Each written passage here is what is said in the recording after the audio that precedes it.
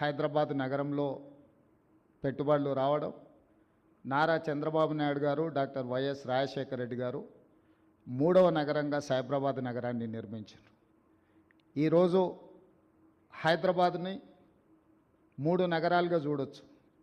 హైదరాబాద్ నగరం, సికింద్రాబాద్ నగరం, సైబరాబాద్ నగరం, ఔటర్ రింగ్ రోడ్, అంతర్జాతీయ ఎయిర్పోర్ట్, ఐటీ కంపెనీలు, ఫార్మా రంగము, ఇట్లా ప్రతి రంగంలో హైదరాబాద్ రాణించడం వల్ల ఈరోజు ప్రపంచ స్థాయిలో మన తెలంగాణ రాష్ట్రానికి, హైదరాబాద్ నగరానికి ఒక గొప్ప గుర్తింపు వచ్చింది.